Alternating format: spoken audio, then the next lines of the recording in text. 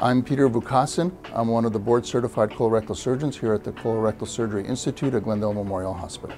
The intestinal system is actually just considered a tube that starts at your mouth and extends all the way down to the anus. The entire tube is about 22 feet long.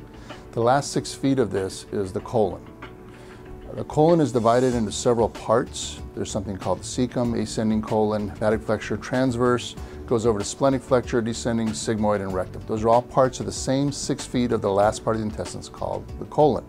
The anus is the very last 1 or 2 inches where the muscles are that act as the plug to the entire system.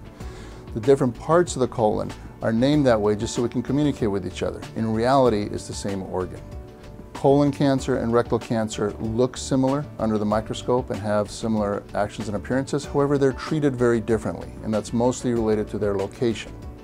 The rectum has a different blood supply, different drainage of the tissues, and different anatomical features, which makes us treat them just a little bit differently than cancers that appear in the colon. Colon cancers are treated primarily surgically, and then depending on their stage, may or may not require chemotherapy. Rectal cancers, we often will start treating with chemotherapy and radiation first, and then follow with surgery. Anal cancer actually most of the time responds to radiation and chemotherapy without the need for surgery. A special interest of mine is diseases of the anus and the rectum in HIV positive patients. This is a very unique and complicated set of pathologies which there are not very many people in our community that know how to manage. At the Colorectal Surgery Institute of Glendale, we do have new techniques and equipment evolving all of the time.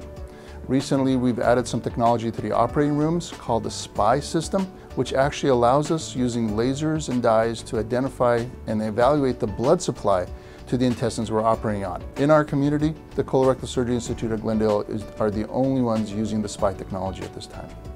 In the gastroenterology suite, we've recently added a camera which actually has the ability to look backwards at the same time as we're looking forward, increasing the visibility in the area that we can see in the colon, making it a bit easier and more likely that we'll find cancerous or precancerous lesions.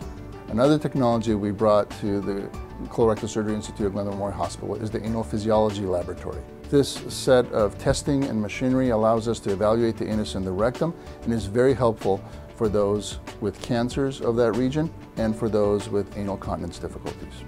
I'm very honored to be working at Colorectal Surgery Institute of Glendale Memorial Hospital with Dr. Garza and Dr. Birch, as I feel that we provide that understanding and depth that is needed for many of the complex issues related to the colorectal field.